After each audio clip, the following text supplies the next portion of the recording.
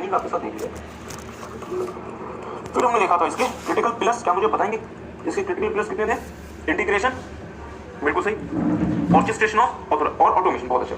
फिर हमने देखा था ऑब्जेक्टिव, मतलब बीपीए के हमारे ऑब्जेक्टिव्स कब अचीव हुए माने जाएंगे, या हमारा बीपीए अच्छा बीपीए कब माना जाएगा, जब ये चार बातें इंश्योर करेगा। क्या क्या? कॉन्फिडेंशियलिटी, इंटीग्रिटी, अवेलेबिलिटी और टाइमलेस, बहुत अच्छा। अब हम इसके आगे प्रोसीड करेंगे। Now we will proceed a bit further. मेरी बात पे सारे बच्चे ध्यान देंगे। मुझे एक बात बताएंगे, ये मेरे कंपनी का बिजनेस प्रोसेस है।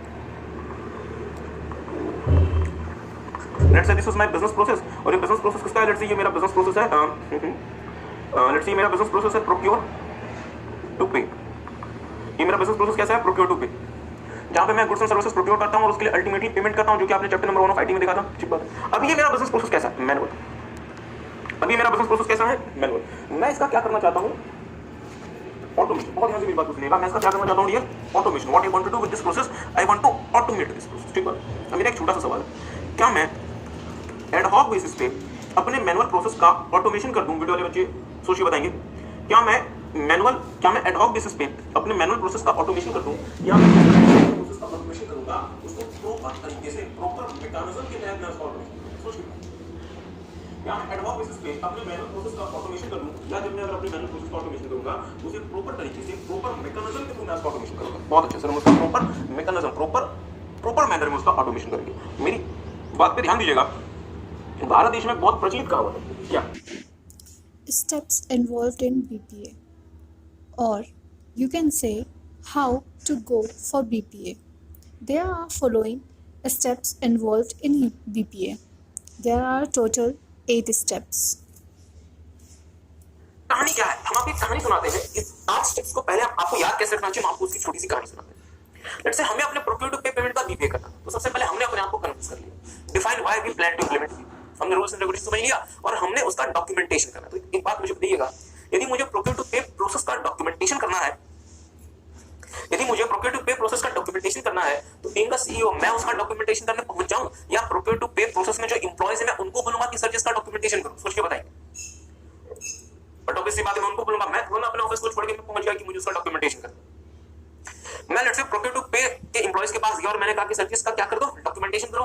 वो मुझसे कितने सारे सवाल पूछेंगे? वो मुझसे बहुत सारे सवाल पूछेंगे, क्योंकि भारत देश में कोई भी काम इतनी आसानी से कोई भी आप क्लिक करने वाला नहीं है। उन्होंने मुझसे सवाल पूछने शुरू किए। मैंने कहा कि हमें इसका बीपीए करना है। उन्होंने शोर मचाना शुरू कर दिया कि सर जी बीपीए क्यों करना चाहते हो? तो क्या मुझे उस डिपार्टमेंट के लोगों को कन्विंस करना पड़ेगा? हाँ सर जी, हमें उन्हें कन्विंस करना पड़ेगा। तो हम उन्हें कन्विंस कैसे करेंगे? हम उन्हें खाब दिखाएंगे, हम उन्हें बताएंगे कि बीपीए के थ्रू हमारा ऑब्जेक्टिव क्या है। अगर हम प्रोक्योर टू पे पेमेंट का प्रोसेस का बीपीए करना चाहते हैं तो उससे हम क्या अचीव करना चाहते हैं, हमारा क्या ऑब्जेक्टिव है। तो मेरी बात पे ध्यान दीजिएगा। जैसे वो एम्प्लॉइज हम शोर मचाएंगे, हम उन्हें क्या समझाएंगे? Objectives that we want to achieve through BPA. जैसे हमने उनको ऑब्जेक्टिव समझा दिया, वो लोग क्या हो गए? कन्विंस हो गए, और उन्होंने उसका डॉक्यूमेंटेशन करके मुझे दे दिया। बट सवाल ये बनता है, उन्होंने मुझे इसका डॉक्यूमेंटेशन तो करके दे दिया, बट क्या मेरे एम्प्लॉइज खुद ही उसका मतलब बीपीए कर दें, या हमें बाहर से किसी बंदे को बुलाना पड़ेगा? बाहर से बंदे को बुलाना पड़ेगा, और वो जो बंदा होता है उससे हम प्रोसेस कंसल्टेंट का नाम देते हैं। जिस व्यक्ति को हम अपने पास बीपीए करने के लिए अपनी कंपनी में बुलवाएंगे उसे किसका नाम देते हैं? प्रोसेस कंसल्टेंट का। तो हम क्या करेंगे? हम एक प्रोसेस कंसल्टेंट को एंगेज करेंगे कि सर जी आप एक अच्छे प्रोसेस कंसल्टेंट हो, आपका हमने नाम सुना हुआ है, आपने हमारी जैसी कंपनी का बीपीए पहले भी किया हुआ है, एक काम करें, एक बार आए हमारी कंपनी के भी मैकेनिज्म को समझें और हमें सलाह दें कि हमें कैसे बीपीए करना चाहिए। तो हमने प्रोसेस कंसल्टेंट को एंगेज कर लिया। बड़े वाले बच्चे भी ध्यान देंगे, हमने क्या कर लिया? हमने प्रोसेस कंसल्टेंट को एंगेज कर लिया। प्रोसेस कंसल्टेंट मुझे खर्चा बताएगा कि सर जी अगर आपको बीपीए करना है तो उसमें कितनी इन्वेस्टमेंट है, क्योंकि मुझे तो अभी तक इन्वेस्टमेंट का नहीं पता। वो मुझे इन्वेस्टमेंट बताएगा कि बीपीए में मुझे कितना इन्वेस्टमेंट करना पड़ेगा, और मुझे उस इन्वेस्टमेंट को किसके कंपैरिजन में देखना पड़ेगा। हाँ, बेनिफिट्स मुझे कितना हो रहा है। ओके, पास नहीं आ रही ना? ओके, चलिए करके आगे बढ़ते हैं। एक काम करते हैं, पहले आगे लिखेंगे थोड़ा सा। एक काम करिए, तो आपने स्टेप 2 लिख लिया। Following are the 8 steps involved in BPA. First one is define why we plan to implement BPA. The very first step involved in the implementation of BPA is to understand why entity needs BPA. Some of the general reason of going for BPA are: first, error in the manual processing, poor customer service, poor debt management, payment process not streamlined, lack of management understanding of business process, poor document and information management. ये हमने देखा कि BPA क्यों ज़रूरी है। Step 2, understand rules and regulation. Before proceeding further in the business process automation, entity should have proper understanding of the local, state and central laws and ensure that it comply with all such laws. Step 3, document the process entity wishes to automate. All documents related to the process entity wishes to automate shall be properly documented. From this, entity should consider first what document needed to be documented, means ऐसे कौन से document है जिनको document करना है। From where they come, कहाँ से वो आएंगे। In what format they are, किस फॉर्मेट में डॉक्यूमेंट किया जाएगा। It's like PDF, PPT और etc. Who is involved in processing of the document, documents करने में कौन डॉक्यूमेंट्स की प्रोसेस पे कौन इन्वॉल्व होगा। फिर स्टेप 4, डिफाइन द ऑब्जेक्टिव और goal to be achieved through the implementation of the BPA.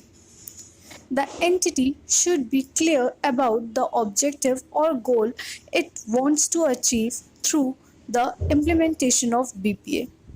The object or goal should be SMART. S stand for specific, M stand for measurable, A stand for attainable, R stand for relevant and T stand for timely. It means the objective or goal should be specific, measurable, attainable, relevant and timely. Fifth step is engage the business process consultant. Now entity should engage the business process consultant. While engaging the business process consultant, entity should consider first, does the consultant have experience with the entity's business process? Does the consultant have required skills and expertise? Does the consultant capable of recommending the proper solution? Step 6 involved in BPA is calculate the ROI of the project, that is return of investment. Automation of the business process needs cost and investment. Entity should automate only those processes which can justify the investment made in the automation. The benefit due to BPA can be from the following: cost saving after automation, increased profit due to the increased sale after automation, reduction in manpower requirement after automation, better customer service after automation, better document management system after automation, thereby saving of cost like cost of paper, etc. Step 7 involved developing the BPA.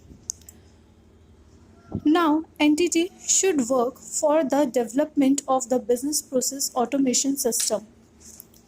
Step 8, testing of the BPA. Once developed, the BPA should be properly tested before putting it into the implementation. हाँ, एक आखिरी question आया, मतलब आपका जो question है उसमें उन्होंने ये कहा कि सर क्या फिर हम इसे इंप्लीमेंट नहीं करेंगे, मतलब स्टेप 9 इंप्लीमेंटेशन का नहीं होना चाहिए। देखेंगे मेरी बात ध्यान दीजिएगा। इन शॉर्ट ने ये कहा कि सर जी अगर आपने बीपीए को डेवलप किया है तो क्या घर पे रखने के लिए डेवलप किया है? नहीं, बट ऑब्वियसली बात है किसके लिए डेवलप किया? इंप्लीमेंट करने के लिए, इसलिए वो अलग से बताने की जरूरत नहीं है। इसलिए इन शॉर्ट ने सिर्फ 8 ही स्टेप बताए। तो क्या मेरे साथ साथ आप एक बार रिवाइज करना पसंद करेंगे? व्हाट्सएप कौन कौन से हैं? सबसे पहले define why we plan to implement BPA. Sir जी हमें पता चले कि हम बीपीए को इंप्लीमेंट करना चाहते हैं, ठीक बात है। अगर हम कन्विंस हो गए तो हम क्या करेंगे? Understand the rules and regulation, ठीक बात है। तीसरा, document the process we wish to automate. चौथा, define the goals and objectives we wish define the goals and objectives to be achieved through implementation of BPA. पांचवा, engage the business process consultant to engage करो। छठा, calculate the ROI of the project। तो business process consultant ने हमें क्या बताया? Investment हम BPA के इंप्लीमेंटेशन से क्या देखेंगे, बेनिफिट्स, और हम दोनों का कंपैरिजन करके देखेंगे कि हमें बीपीए इंप्लीमेंट करना या नहीं करना। एक बार हमने आरओआई कैलकुलेट कर लिया और अगर वो आरओआई हमारे एक्सपेक्टेशंस के हिसाब से आ गया तो फिर हम क्या करेंगे, डेवलपमेंट ऑफ बीपीए और finally testing of BPA. So I hope आपको बात समझ आई है। एक काम करें, शायद हमने आपको बुक में एक छोटी सी बात लिख के दी थी जो आपने अपने कॉपी में लिखा, एक बार उसे देख लें। करते हैं तो आपकी ऑर्गेनाइजेशन की जो परफॉर्मेंस है वो इंप्रूव होगी। So take some time. आपने क्या क्या एडवांटेजेस देखे बीपीए के, वो एक बार फिर से देख लें। सबसे पहले हमने आपके साथ देखा था कॉस्ट सेविंग होती है। हाँ, पहले इसे देख लें, पहले इसे नोट कर लें, इंप्रूव्स परफॉर्मेंस। अब अगर आप बीपीए करते हैं तो इसके क्या क्या एडवांटेजेस या बेनिफिट्स कंपनी को हो सकते हैं। सर जी, हमारी कॉस्ट में सेविंग होगी, हम मतलब तेजी से कस्टमर सर्विस दे पाएंगे, हमारा जो बिजनेस है वो ज्यादा रिस्पॉन्सिव होगा, हमारे जो एम्प्लॉयज हैं वो ज्यादा प्रोडक्टिव होंगे, हमारे जो ह्यूमन एरर्स कम होंगे और हमारी जो परफॉर्मेंस है वो इंप्रूव हो जाएगी। ठीक बात है। Okay, now we are moving. मेरी बात पर ध्यान दीजिएगा। Advantages of the BPA or benefit of the BPA are as follow. First one is cost saving. Entity due to business process automation can save lot of cost in different areas. Second benefit is fast customer services. BPA helps the organization to become more flexible, thereby allowing the organization in giving fast service to their customer. Third benefit is making employees more productive. Through BPA, entity can automate the repetitive business process so that employees are no longer required to perform those tasks. This will allow the employee to spend their time on more productive tasks. Fourth benefit is make organization more responsive. BPA helps the organization to become more responsive. Fifth benefit is reduce the human error. Through BPA, human participation in the execution of the process is reduced, thereby reducing the human error. And last benefit is improved performance. Automation of the business process helps in the improvement of performance of the organization. Now, next topic is risk of BPA, that is disadvantages of the BPA. अगर BPA implement किया जाता है तो उसकी वजह से क्या क्या risk हो सकता है. First one is risk to jobs. After BPA, task will be performed automatically, thereby posing a threat to jobs which humans used to perform. And second one is false sense of security. If automation is not done correctly or the automation is done of any unnecessary process, the desired result will not be achieved. So here we have seen meaning of BPA, steps involved in BPA. There are total 8 steps, advantages of the BPA and risk of the BPA. जो कहलाता है AI, इसका full form है artificial intelligence. ठीक बात है।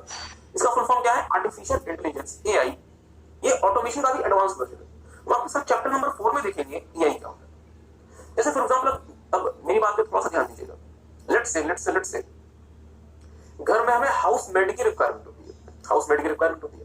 हमने उनकी जगह क्या ले आए, हम रोबोट्स लेकर आ जाए जो कि घर के जो भी छोटे मोटे काम होते हैं वो कर दिया करें। तो मुझे बताएं क्या हाउस मेड की नौकरी पे फर्क पड़ेगा? हाँ सर, फर्क पड़ेगा। अब सिर्फ वो रोबोट्स नहीं आ रहे, रोबोट्स को तो आपको प्रोग्राम करना पड़ेगा ना। अब ऐसे रोबोट्स आ रहे हैं जिनके पास क्या है, आर्टिफिशियल इंटेलिजेंस, जो खुद से ही समझ जाएंगे कि आपको कौन सा काम कैसे करना है, कितने बजे करना है। एक तो होता है आप रोबोट्स लेकर आ गया और आपको रोबोट्स को इंस्ट्रक्शंस देनी पड़ती है। जैसे फॉर एग्जांपल एक कंपनी है जिसका नाम है टेस्ला या वॉक्सवैगन, इन कंपनीज में बहुत सारे रोबोट्स एम्प्लॉयज हैं, तो अब मुझे क्या करना पड़ेगा, मुझे इन रोबोट्स को इंस्ट्रक्शंस देनी पड़ेगी कि सर जी रोबोट तुम्हें कैसे क्या काम करना है।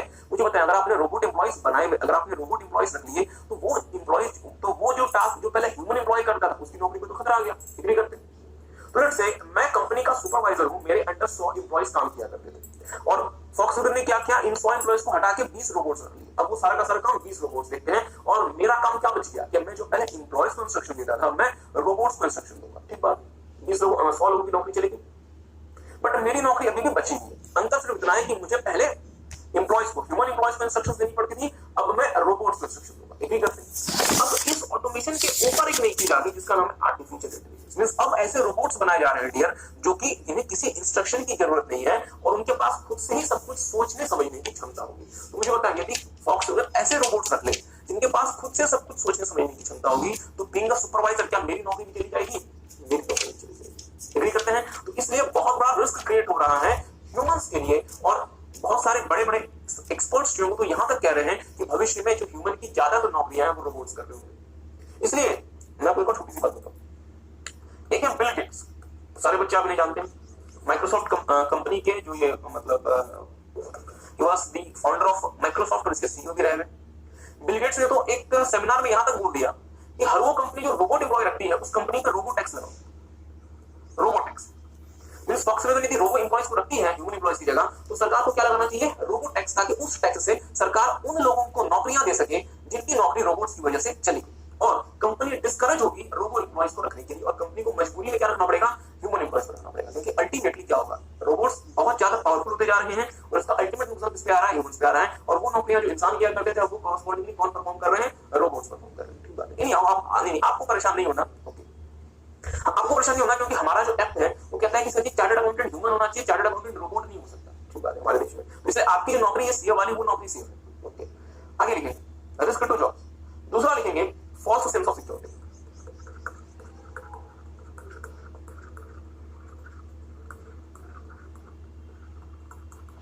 False sense of security. अब मुझे बताएं, मैंने अपनी कंपनी में बीपीए कर लिया और मुझे क्या आई? सिक्योरिटी, मतलब मुझे लगा कि मैं सिक्योर्ड हूं और मेरा जो बिजनेस वो सिक्योर्ड है, बट यदि बीपीए सही प्रकार से नहीं हुआ या आपने किसी अननेसेसरी प्रोसेस का बीपीए कर दिया, क्या ये सिक्योरिटी आपकी सही है या फिर आपके पास सिक्योरिटी का जो सेंस है वो गलत है, फॉल्स है? फॉल्स है। मतलब अगर मैंने बीपीए सही प्रकार से नहीं किया या मैंने किसी अननेसेसरी प्रोसेस का बीपीए कर दिया, तो मैं यदि बीपीए करके अपने आप को सिक्योर्ड महसूस कर रहा हूं अपने कंपटीटर से, तो क्या मेरी सिक्योरिटी की सेंस, क्या मेरी सिक्योरिटी वाजिब है या गलत है? गलत है। ठीक बात है, इसी बात को लिखेंगे false sense of security. If automation is not done correctly or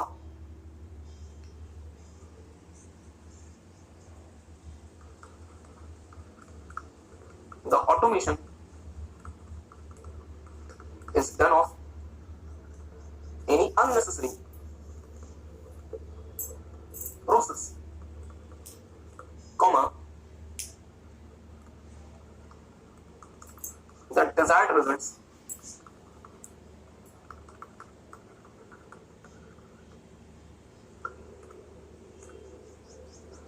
automation कर दिया डियर, जाएगी वो हो जाएगी, क्या वो अचीव हो पाएगा? नहीं हो पाएगा। ठीक बात है, तो टेक सम टाइम एक बार से देख लें। करता हूं सिस्टम सॉफ्टवेयर क्या होता है, एप्लीकेशन सॉफ्टवेयर क्या होता है। सिस्टम सॉफ्टवेयर डियर वो सॉफ्टवेयर होते हैं जो कंप्यूटर को रन कराते हैं, इसके अलावा कोई टास्क परफॉर्म नहीं करते। कंप्यूटर आपका स्टार्ट होता है with the help of system software, और एप्लीकेशन सॉफ्टवेयर वो सॉफ्टवेयर होता है जो कंप्यूटर को स्टार्ट करने के अलावा आपके सारे के सारे टास्क परफॉर्म करता है। यदि आपको एमएस ऑफिस, अगर आपको किसी मतलब पेज को टाइप करना है तो आप एमएस वर्ड यूज करते हैं, अगर आपको अकाउंट्स का काम करना है आप यूज करते हैं टैली यूज करते हैं, अगर आपको किसी और चीज का काम करना है तो आप अकॉर्डिंगली सॉफ्टवेयर यूज करते हैं। ठीक बात, मींस एप्लीकेशन सॉफ्टवेयर वो होते हैं जो कंप्यूटर को स्टार्ट करने के अलावा बाकी सारे काम करते हैं, और सिस्टम सॉफ्टवेयर वो होते हैं जो कंप्यूटर को स्टार्ट कराते हैं। मेरा सवाल, लेट्स से मैं पहले अकाउंट्स को मैनुअली किया करता था, मैंने टैली यूज करना शुरू कर दिया, मतलब मैंने अकाउंट्स के प्रोसेस का क्या कर दिया, एक तरह से ऑटोमेशन कर दिया। मेरा आपसे छोटा सा सवाल है, मैंने जिस सॉफ्टवेयर की मदद से अकाउंट्स के प्रोसेस को ऑटोमेट किया वो सॉफ्टवेयर मेरा सिस्टम सॉफ्टवेयर कहलाएगा या एप्लीकेशन सॉफ्टवेयर कहलाएगा? सिस्टम सॉफ्टवेयर कहलाएगा या एप्लीकेशन सॉफ्टवेयर कहलाएगा? वीडियो वाले बच्चे बताएंगे। चलिए, बहुत बहुत बहुत अच्छा आंसर है। अब शायद मुझे लगता है कि 100% आंसर आप लोगों ने दिया है एप्लीकेशन सॉफ्टवेयर के नाम पे। तो अभी भी कोई ऐसा बच्चा है जिसके दिमाग में सिस्टम सॉफ्टवेयर का कंफ्यूजन था? आपने शायद पिछली बार सिस्टम सॉफ्टवेयर कहा था, क्यों? अब आपको बात क्लियर है? चलिए, तो system software. Now, our next topic is application that helps in achieving BPA. First one is Tally. Tally application software helps the entity in automating the accounting related task. Second one is SAP ERP. SAP ERP software enables the entity to integrate the entire business process. Third one is MS Office. MS Office package include Word, Excel, PowerPoint, Outlook like programs which helps the entity in automating the business related task. Fourth one is attendance system. Attendance system like application assist the entity in automating the attendance process. Fifth one is automated toll collection system. This application system helps to automate the toll collection process. Sixth one is educational institution management system. This application system helps to manage the large educational institutions. Seventh one is other system. It includes system used by railway, stock exchange, insurance, tour and travels, etc. Memory technique to memorize applications that helps in achieving BPA is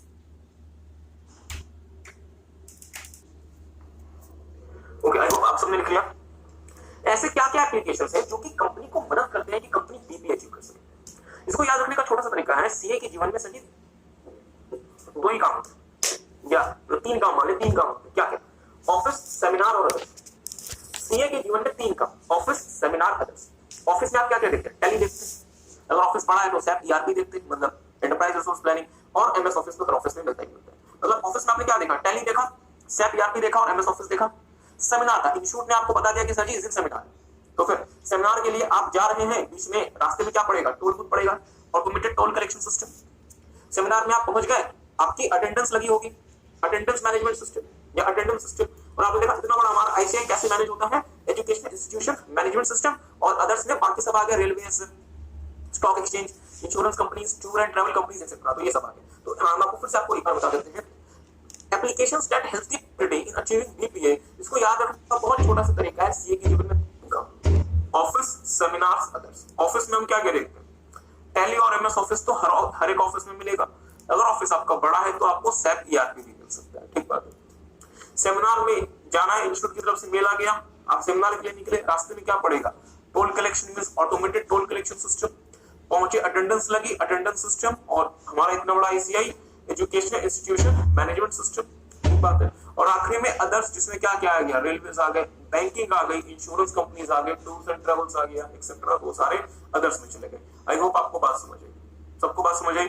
चल अब हम आपके साथ dear, अब हम आपके साथ एक बहुत इंपॉर्टेंट एरिया शुरू कर रहे हैं। अब आपको सिर्फ और सिर्फ मेरी बातों को सुनना है, फिलहाल आपको कुछ भी नोट नहीं करना। अब हम कंप्यूटर्स की तरफ मूव हो रहे हैं, मेरी बात पे ध्यान दीजिएगा। चैप्टर नंबर 2 देख लिया मैंने आपके साथ, बीपीए के क्रिटिकल पिलर्स देख लिए। बीपीए के कितने क्रिटिकल पिलर्स होते थे? तीन, चार नहीं, तीन। क्या क्या? इंटीग्रेशन, बहुत अच्छा। ऑर्केस्ट्रेशन और ऑटोमेशन, बहुत अच्छा। ऑब्जेक्टिव्स ऑफ बीपीए क्या क्या? इंटीग्रिटी, ठीक बात है। कॉन्फिडेंशियलिटी, अवेलेबिलिटी और टाइमलीनेस, बहुत अच्छा। स्टेप्स इन्वॉल्विंग बीपीए, कितने स्टेप्स? किसी को याद है? 8 स्टेप्स। क्या क्या? कोई मुझे बता सकता है स्टेप्स क्या क्या इन्वॉल्व थे बीपीए में? चलिए स्टार्ट करते हैं। Define why we plan to implement BPA, कि सर जी हमें पता चले बीपीए क्यों इंप्लीमेंट करना चाहते हैं। दूसरा, understand the rules and regulations. तीसरा, document the process we wish to automate. चौथा, defining the objectives and goals to be achieved through implementation of BPA. पांचवा, engage the business process consultant। छठा, calculate the ROI of the project। सातवां, testing the सातवां developing the BPA। आठवां, testing the BPA। बहुत अच्छा। Advantages, cost saving, making employees more productive, fast services to customers, making organization more responsive, ठीक बात है, reducing the human errors, ठीक बात है, एक्सेट्रा। तो ये हमारे क्या थे? BPA के एडवांटेजेस थे। Risk involve, risk to jobs and fast and false sense of security. Applications that helps entity in achieving BPA, क्या क्या? सीए के जीवन में 3 काम, ऑफिस, सेमिनार, अदर्स। तो अदर्स में बैंकिंग सिस्टम आ गया, फाइनेंशियल सिस्टम आ गया, इंश्योरेंस कंपनीज आ गई, रेलवेज आ गया, मतलब आपके टूर्स एंड ट्रेवल्स आ गए, स्टॉक एक्सचेंजेस आ गए। सेमिनार के लिए आप जा रहे थे, रास्ते में टोल बूथ पड़ा, automated toll collection system. Attendance लगी, अटेंडेंस सिस्टम, इतना बड़ा ICI education institution management system. Office में क्या क्या देखेंगे? टैली, एमएस ऑफिस और सैप ईआरपी। चलिए बहुत। तो डियर, हमने आपके साथ हमने आपके साथ बीपीए पूरा कंप्लीट कर लिया और आपने अपनी कॉपी में बीपीए की नोटिंग भी कर ली। अब हम आपके साथ एक बहुत इंपॉर्टेंट एरिया की तरफ में, कंप्यूटर। मेरी बात पर ध्यान दीजिएगा, आप सब ने अपने ऑफिस में या अपने घर में पर्सनल कंप्यूटर देखा होगा, डेस्कटॉप, जो इस तरीके का दिखता था। इसको फिलहाल draw Our next topic is computing. In simple words, any task performed by computers is known as computing. तो ये सिंपल लैंग्वेज वाली बात आपको समझ आई? कंप्यूटर द्वारा परफॉर्म किया जाने वाला कोई भी टास्क क्या कहलाएगा? कंप्यूटिंग। तो क्या आपको पता है डियर, कंप्यूटर में कोई भी टास्क कौन परफॉर्म करता है? CPU with the help of hardware and software. ठीक बात है। तो ये तो सिंपल वर्ड्स वाली बात तुम्हें समझ आ गई। तो सर जी ऊपर में क्या लिख दिया? ये अजीब अजीब सी बातें क्या लिख दी? इस पे आते हैं। Okay, in simple words any task performed bye computers is known as computing. तो मेरे साथ साथ मेरी बात को ध्यान से सुनिएगा। आपने जो भी लिखा है अभी उस पे स्ट्रेस ना करें, अभी उस पे दिमाग ना लगाएं, सिर्फ मेरी बातों को ध्यान से सुनें, मेरी बातों को ध्यान से सुनें। लेट्स से हम एक सॉन्ग प्ले करना है, हमें एक सॉन्ग प्ले करना है और हमारा जो गोल क्या है कि सर जी एक सॉन्ग प्ले हो जाए। हमारा गोल क्या है? सॉन्ग प्ले हो जाए। ठीक बात है। तो चलिए सॉन्ग प्ले करने के लिए सीपीयू को क्या क्या स्टेप्स परफॉर्म करने होंगे हम उसे एक बार लिख लेते हैं, आपको नोट नहीं करना। सबसे पहले load the file in RAM. पहला काम क्या करना पड़ेगा सीपीयू को? Load the file in RAM. दूसरा काम करना पड़ेगा read the extension of file. तीसरा काम करना पड़ेगा find the appropriate software.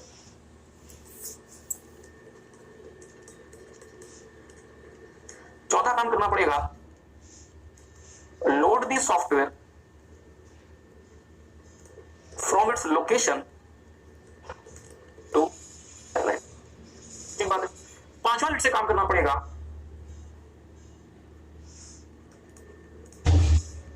Process the file with the loaded software। और छठा काम करना पड़ेगा deliver the output to the appropriate output source. क्या किसी को ये बात समझ आई? नोट नहीं करना, हमने आपको पहले भी गाड़ी इसको नोट नहीं करना। हम तो आपको सिर्फ एक छोटी सी बात बता रहे हैं कि सर जी हमें सिर्फ क्या करना है, हमें अरिजीत सिंह के गाने नहीं, हमें मतलब हमें अरिजीत सिंह के गाने सुना दो बस, हमें तो बस ये चाहिए। हमारे कंप्यूटर में वो डी ड्राइव में सॉन्ग्स के 2018 के फोल्डर के अरिजीत सिंह के नाम से 00125। ठीक बात है। आपने उस पर क्लिक कर दिया तो सबसे पहला काम क्या होगा? वो जो फाइल है वो रैम में लोड हो जाएगी। कौन लोड करेगा? सीपीयू। सीपीयू उस फाइल का एक्सटेंशन पड़ेगा, मतलब .mp3। एग्री करते? हाँ बिल्कुल सही। इन्होंने कहा सर अगर इमेज पे क्लिक करेंगे तो हम क्या एक्सटेंशन पढ़ेंगे? .jpg या .png। आपने देखा होगा। ओके। तीसरा, इस एक्सटेंशन के रिगार्ड्स में जो भी अप्रोप्रिएट सॉफ्टवेयर होगा हम उसे खोज लेंगे। जो भी अप्रोप्रिएट सॉफ्टवेयर होगा, जैसे फॉर एग्जांपल MP3 के लिए हमारा अप्रोप्रिएट सॉफ्टवेयर कौन सा है? विंडोज मीडिया प्लेयर या फिर VLC मीडिया प्लेयर। ठीक है। Load the software from its location to RAM. जो सॉफ्टवेयर का लोकेशन है सी ड्राइव, वहां से सॉफ्टवेयर उठाओ और कहां लोड कर दो? रैम में। ठीक है। Process the file with the loaded software. जो फाइल है आपकी 001 उसको उस लोडेड सॉफ्टवेयर के साथ प्रोसेस करो। ये प्रोसेसिंग कहां होगी? सीपीयू के पास। प्रोसेसिंग कहां होगी डियर? सीपीयू के पास। रैम में तो आपने लोड कर दिया। ध्यान दीजिएगा। ओके, बहुत अच्छा सवाल है आपका। तो हमेशा याद रखेंगे प्रोसेसिंग कहां होगी? प्रोसेसिंग रैम में नहीं होगी, प्रोसेसिंग सीपीयू के पास। सीपीयू जो हमारी नन्ही सी जान है, प्रोसेसिंग वहां पे होगी। चलिए हम आपको सीपीयू में क्या क्या चीजें होती है, हम आपको उसकी थोड़ी सी झलक दिखा देते हैं। सीपीयू में क्या क्या चीजें होती है देखिए डियर। सीपीयू में ना 3 चीजें होती है। एक होता है इसमें सीयू, जिसको हम कंट्रोल यूनिट कहते हैं, इसको नोट नहीं करना। दूसरा होता है एएलयू, जिसको हम अरिथमेटिक लॉजिकल यूनिट कहते हैं। और तीसरी इसमें होती है मेमोरी। तीसरी इसमें क्या होती है डियर? मेमोरी। और 2 प्रकार की मेमोरी होती है सीपीयू में। एक होती है कैश मेमोरी और दूसरी होती है रजिस्टर्स। एक होती है कैश मेमोरी और दूसरी होती है इसमें रजिस्टर्स। फिलहाल इसमें किसी भी चीज को आपको नोट नहीं करना, हम तो आपको सिर्फ एक बेसिक आइडिया दे रहे हैं। इसलिए हमने आपको कहा था कि चैप्टर नंबर 2 इतना सिग्निफिकेंट आपके लिए क्यों। ध्यान दीजिएगा, जो भी प्रोसेसिंग होगी सीपीयू की, वो सीपीयू का एएलयू करेगा, अरिथमेटिक लॉजिकल यूनिट करेगा। ध्यान दीजिएगा, प्रोसेसिंग कौन करेगा? एएलयू। पर सर जी एक बात बताओ ना, प्रोसेसिंग करने के लिए क्या आपको फाइल चाहिए? हाँ। क्या हमें सॉफ्टवेयर भी चाहिए? हाँ। ध्यान दीजिएगा, पहले वो फाइल कहां लोड है? D drive. मुझे बताया डी ड्राइव किसकी? Secondary storage. डी ड्राइव किसकी? Secondary storage. सॉफ्टवेयर भी कहां लोड है? सी ड्राइव में। किसकी? Secondary storage. तो इसका मतलब ये हुआ, और आपको पता है डियर सेकेंडरी स्टोरेज क्यों? क्योंकि वो जो मेमोरी होती है सेकेंडरी स्टोरेज की, वो सीपीयू के घर में नहीं है, सीपीयू के घर से बाहर है। तो सीपीयू को बार-बार अपने घर से बाहर निकल के दूसरे घर में जाके वहां से डेटा उठाना पड़ता, तो सीपीयू को जाने आने में बहुत ज्यादा समय लग जाता। इसलिए समझदार लोगों ने क्या कहा, समझदार लोगों ने कहा यार सीपीयू तुम परेशान मत हो, हम तुम्हारे घर मदरबोर्ड में हम एक काम करेंगे, हम ना एक मेमोरी लगा देंगे रैम के नाम से। तुम एक काम करना, तुम दूसरे के घर में जाना, मतलब तुम सेकेंडरी स्टोरेज में जाना, हार्ड डिस्क में जाना, वहां से अपने मतलब की फाइल उठाना और रैम में लाके कॉपी कर देना, ताकि जब भी तुम्हें वो फाइल एक्सेस करनी होगी तुम क्या करना, तुम उसके घर में तुम नहीं जाना, तुम सिर्फ रैम में जाना, वहां से फाइल उठाना और अपने काम का डेटा एएलयू के पास लाके प्रोसेस करना। मैं मानता हूं किसी को कुछ समझ नहीं आ होगा, तो सिर्फ आपको एक बेसिक बात बता रहा, ठीक बात आगे समझ आ गया, बहुत अच्छी बात है। रैम में कॉपी करने का सीपीयू को फायदा क्यों कि सर जी अब मुझे उस फाइल को 001 फाइल को और मुझे वीएलसी मीडिया प्लेयर सॉफ्टवेयर को लोकेट करने के लिए या यूज करने के लिए बार-बार सेकेंडरी स्टोरेज मतलब दूसरे के घर में नहीं जाना पड़े और वो मेरे अपने घर रैम में मौजूद हो। एग्री करते हैं, ताकि मैं उसे एक्सेस करने में ज्यादा समय बर्बाद न करूं, ठीक बात। तो अब इस वाले स्टेप में दोबारा सीखिएगा।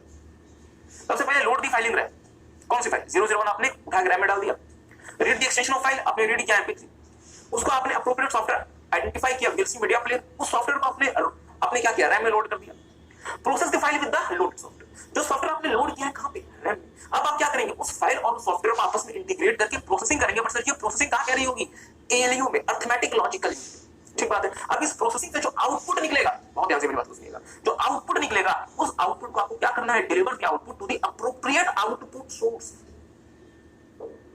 Deliver the output to the appropriate output source. मुझे एक बात बताएंगे, क्या स्पीकर आउटपुट सोर्स है या ना, स्पीकर आउटपुट सोर्स है या ना, स्पीकर से मुझे आउटपुट मिलता है, हाँ, किस फॉर्म का आउटपुट, ऑडियो का, क्या एग्री करेंगे, ऑडियो का आउटपुट। क्या कंप्यूटर की स्क्रीन, कंप्यूटर का डिस्प्ले मेरे लिए आउटपुट सोर्स है, किस फॉर्म का, अदर देन ऑडियो। तो अगर मुझे ऑडियो के फॉर्म में आउटपुट चाहिए तो उसके लिए बेस्ट सोर्स क्या है, स्पीकर। तो सीपीयू को वो प्रोसेस डेटा कहां डिलीवर करना चाहिए, स्क्रीन में या स्पीकर में, स्पीकर। बट लेट्स से मुझे वीडियो फाइल प्रोसेस करनी है तो वो स्क्रीन में भी होगा डिलीवर और साथ में स्पीकर में भी डिलीवर होगा, एग्री करते हैं। तो मुझे बताएं क्या ये 6 स्टेप्स जो इन्वॉल्व है, आपको ये स्टेप्स समझ आए, एक बार एक काम करें, एक बार इन स्टेप्स को पढ़ लें, नहीं लिखना नहीं है, स्टेप्स को लिखे ना।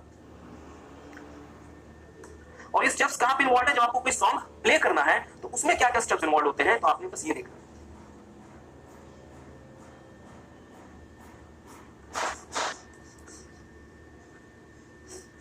ओके, तो हमने क्या देखा, load the file in RAM, file को रैम में लोड करें, एक्सटेंशन पढ़ें, appropriate source appropriate software identify करें, उस सॉफ्टवेयर को भी रैम में लेकर आएं, उस सॉफ्टवेयर से उस फाइल को प्रोसेस करें और जो भी आउटपुट है उस आउटपुट को अप्रोप्रिएट आउटपुट सोर्स में डिलीवर कर दें ताकि वो यूजर को मिल जाए। ये बात ध्यान दीजिएगा। ये जो स्टेप्स है डियर, ये जो स्टेप्स है ये कंप्यूटर की लैंग्वेज में एल्गोरिथम कहलाते हैं। ये जो स्टेप्स है ये कंप्यूटर की लैंग्वेज में आप इसे क्या नाम देते हैं, एल्गोरिथम। और ये जो स्टेप्स हैं हमने तो आपको इसे टेक्स्ट फॉर्म में दिखाया है, बट ये कंप्यूटर में टेक्स्ट फॉर्म में नहीं होते, ये कंप्यूटर में बेसिकली कोड्स के फॉर्म में होते हैं, मैथमेटिकल कोड्स के फॉर्म में होते हैं। जैसे याद करें, हमने आपके साथ फ्लो चार्ट में देखा था, more than equal to, less than equal to, agree करते हैं। तो कंप्यूटर में ये सब कुछ ये किस फॉर्म में लिखा रहता है, मशीन लैंग्वेज में बेसिकली मैथमेटिक्स के फॉर्म में। और इस पूरे के पूरे सीक्वेंस को कंप्यूटर लैंग्वेज में हम क्या नाम देते हैं, एल्गोरिथम। ठीक बात है। अब मेरी बात पे ध्यान दीजिएगा, हमें इस सॉन्ग को प्ले करना है, हमारा गोल क्या है, सॉन्ग को प्ले हो जाए। सॉन्ग को प्ले कौन करेगा, सीपीयू द्वारा या कंप्यूटर द्वारा किया जाने वाला कोई भी काम क्या रहता है, कंप्यूटर। ठीक बात। तो हमने क्या देखा, अब मेरी बात पे ध्यान दीजिएगा, अगर आपको अपना गोल अचीव करना है तो आपको ये सीक्वेंस चाहिए, एल्गोरिथम। एग्री करते हैं। तो सीपीयू पहली बात तो ये है कि ये आपसे बोलेगा कि सर जी हमें ये एल्गोरिथम दे दो, मतलब रिक्वायर्ड, हमें ये एल्गोरिथम दे दो, हम उस एल्गोरिथम पे चल के आपके गोल को अचीव कर देंगे। मतलब हमें ये एल्गोरिथम पकड़ा दो, हम उस एल्गोरिथम को पढ़ के आपके गोल को अचीव कर देंगे, कहानी खत्म। दूसरा, वो एल्गोरिथम पहले से ही कंप्यूटर में कहीं स्टोर है तो सीपीयू उसको क्या कर लेगा, वहां से उठा के बेनिफिट हो जाएगा, मींस बेनिफिटेड फ्रॉम। और तीसरा, ना तो आप दे पाए ना वो कंप्यूटर में कहीं पड़ा हुआ है, तो सीपीयू को मजबूरी में क्या करना पड़ेगा, खुद से इसे क्रिएट करना पड़ेगा। मतलब सीपीयू खुद से ये एल्गोरिथम क्रिएट करेगा ताकि वो गोल को अचीव कर सके, सॉन्ग को प्ले कर सके। आई होप आपको बात समझ आई। टेक सम टाइम, एक बार यहाँ पे आपने जो कंप्यूटिंग का मतलब लिखा है, एक बार उस कंप्यूटिंग के मतलब को देखेंगे और इसको वर्ड टू वर्ड याद रखना है। हाँ, हमने इसको एज पर स्टडी मटेरियल उठाया है और ये स्टडी मटेरियल की लैंग्वेज है, हमने इसमें किसी भी प्रकार की मॉडिफिकेशन छेड़छाड़ नहीं किया है। यही लैंग्वेज स्टडी मटेरियल में यूज हुई है और हमने इसी लैंग्वेज को उठाकर पढ़ा दिया। तो मेरे साथ साथ दोबारा से देखेंगे कंप्यूटिंग क्या। Computing is any goal oriented activity, ध्यान दीजिएगा, गोल ओरिएंटेड एक्टिविटी। जैसे MP3 प्लेयर मतलब सॉन्ग प्ले करना, जिसको क्या करना पड़ता, जिसे क्या चाहिए dear, mathematical sequence of step, जिसको कंप्यूटर की भाषा में क्या कहते हैं, एल्गोरिथम। तो सर जी या तो आप उसे दे दो, मतलब सीपीयू आपसे वो स्टेप रिक्वायर करेगा, आप उसे पकड़ा दो, या वो स्टेप ऑलरेडी कंप्यूटर में पड़े हुए उसे वो बेनिफिट हो जाएगा, बेनिफिटेड फ्रॉम, या सीपीयू को उसे खुद से क्रिएट करना पड़ेगा। बट सर जी अगर आपको क्रिएट भी करना है तो कैसे क्रिएट करोगे? हवा में थोड़ा क्रिएट कर लोगे, कैसे क्रिएट करोगे? Through computers. तो मेरे साथ साथ देखिएगा, हाँ एक बार इसे देख लें, एक बार इसे देख लें, सारे बच्चे एक बार इसे देख लें। हाँ आज का हमारा आखिरी टॉपिक है मतलब कंप्यूटिंग। कंप्यूटिंग का हम कुछ नहीं करेंगे, तो सारे बच्चे से एक बार रीड करेंगे, सारे बच्चे लिखेंगे।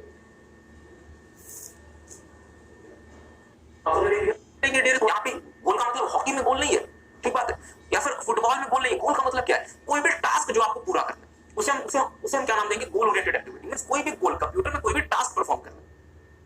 Computing is any goal oriented activity. जैसे हमारे सिचुएशन में हमने गोल ओरिएंटेड एक्टिविटी से माना था सॉन्ग को प्ले करना। तो सर जी अगर आपको सॉन्ग को प्ले करना है तो आपको ये 6 स्टेप्स चाहिए। क्या क्या? Load the file in RAM, read the extension of file, find the appropriate software, load the software from its location to RAM, process the file with the loaded software and deliver the output to the appropriate output. तो ये हमें 6 steps चाहिए। Computer में ये जो steps हैं ये इस लैंग्वेज में नहीं लिखे होंगे, ये बाइनरी में लिखे होते हैं, जिसको मशीन कोड या फिर मैथमेटिकल लैंग्वेज भी कह सकते हैं, ठीक बात है। और कंप्यूटर में इन स्टेप्स को हम कंप्यूटर की भाषा में एल्गोरिथम कहते हैं। अब मेरी बात पे ध्यान दीजिएगा। लेट्स से ओके, आप किसी को यहाँ बुलाना सही नहीं रहेगा। लेट्स से, चल मैं यहाँ पे ड्रॉ कर देता हूँ, बहुत ध्यान से मेरी बात को सुनिएगा। लेट्स से ये व्यक्ति सीपीयू, लेट्स से कौन है? सीपीयू। हमने कहा कि सर जी सॉन्ग प्ले कर दो, सॉन्ग प्ले कर दो, मींस हमारे लिए कोई गोल ओरिएंटेड एक्टिविटी अचीव कर दो। सीपीयू बोलेगा तो मुझे 6 स्टेप्स का एल्गोरिथम चाहिए, मुझे 6 स्टेप्स का एल्गोरिथम चाहिए, या तो वो एल्गोरिथम मुझे दे दो, मतलब सीपीयू मुझे वो एल्गोरिथम मुझसे रिक्वायर कर रहा है, मुझे दे दो, या वो एल्गोरिथम ऑलरेडी कंप्यूटर में मौजूद है, सीपीयू वहां से उठा के काम कर देगा, मींस बेनिफिटेड फ्रॉम, या तो सीपीयू को मजबूरन वो एल्गोरिथम खुद से क्रिएट करना पड़ेगा। क्या मेरी बात आप समझ रहे हैं? क्योंकि एल्गोरिथम तो चाहिए, और अगर सीपीयू को वो एल्गोरिथम क्रिएट करना तो कैसे क्रिएट करेगा? Through computers. तो आपने क्या देखा? कंप्यूटिंग इज अ, फिर से बोलेंगे, computing is a goal oriented activity that requires benefits from or creating a mathematical sequence of steps known as algorithm through computers. और हमने आसान शब्दों में आपको क्या लिखवाया था? कंप्यूटिंग का मतलब क्या होता है dear? In simple words, any task performed by computer is known as computing. मतलब लेमैन के लिए कंप्यूटर द्वारा किया जाने वाला कोई भी काम क्या कहलाएगा? Computing. But being a chartered accountant हम कोई लेमैन तो है नहीं, इसलिए हमें इसका टेक्निकल मतलब भी पता होना चाहिए। तो फिर टेक्निकली कंप्यूटिंग क्या है? Computing is any goal oriented activity requiring benefits from or creating a mathematical sequence of steps known as algorithm through computers. ध्यान दीजिएगा डियर, 5 फील्ड्स में 5 एरियाज है कंप्यूटिंग फील्ड की। एक कहलाती है कंप्यूटर साइंस, दूसरा कंप्यूटर इंजीनियरिंग, तीसरा इंफॉर्मेशन सिस्टम, इंफॉर्मेशन टेक्नोलॉजी और सॉफ्टवेयर इंजीनियरिंग। आपको इनके 5 के डिटेल्स नहीं पता होने। कंप्यूटर साइंस की अपनी बहुत बड़ी पढ़ाई होती है और वो पूरा का पूरा एक तरीके से करियर ऑप्शन होता है कंप्यूटर साइंस। इसी तरीके से कंप्यूटर इंजीनियरिंग एक बहुत बड़ी पढ़ाई अपने आप में, और वो पूरा का पूरा एक मतलब करियर ऑप्शन है। So being a chartered accountant ना तो हम कंप्यूटर साइंस पढ़ सकते हैं पूरा, ना हम कंप्यूटर इंजीनियरिंग पढ़ सकते हैं, ना हम इंफॉर्मेशन सिस्टम तो इंस्टीट्यूट में पढ़ने के लिए दे दिया, मजबूरी हमारी, और आईटी भी पढ़ने को दे दिया, और सॉफ्टवेयर इंजीनियरिंग भी आपने फ्लो चार्ट के रूप में थोड़ा बहुत देखा हुआ है। तो टेक सम टाइम, हम कुछ नया नहीं कराएंगे, टेक सम टाइम। कंप्यूटिंग को एक बार दोबारा से देखें, और बहुत महत्वपूर्ण है डियर की कंप्यूटिंग आपको वर्ड टू वर्ड याद रहे। मैं फिर कहता हूं, कंप्यूटर द्वारा किया जाने वाला कोई भी काम क्या कहलाएगा? कंप्यूटिंग कहलाएगा। Whatever task is being performed by computer, और मुझे बताया ना कंप्यूटर में कोई भी काम कौन करता है? CPU with the help of hardware and software, ठीक बात है। इसलिए आप देख पा रहे हैं, तो इसका मतलब ये हुआ कि हम आपको बेसिकली टेक्निकली क्या कहना चाहते हैं? कंप्यूटर में जो कंप्यूटिंग होती है उस कंप्यूटिंग के लिए कौन रिस्पांसिबल होता है? CPU, central processing unit. इसलिए अगली जो हमारी हेडिंग है, हम आज नहीं करवा रहे, वो क्या है? Computing and central processing unit या फिर सीपीयू। क्योंकि कंप्यूटर में जो भी कंप्यूटिंग होती है उस कंप्यूटिंग के लिए कौन जिम्मेदार होता है? सीपीयू। पर सर जी सीपीयू तो एक नन्ही सी छोटी सी जान है, वो कंप्यूटिंग कैसे कर सकता है? इसलिए वो कंप्यूटिंग करने के लिए क्या करेगा डियर? हार्डवेयर और सॉफ्टवेयर का कोऑर्डिनेशन करवाएगा। क्या मेरी बात आप समझ पाए? तो मुझे क्या आप बता सकते हैं कि इस वाले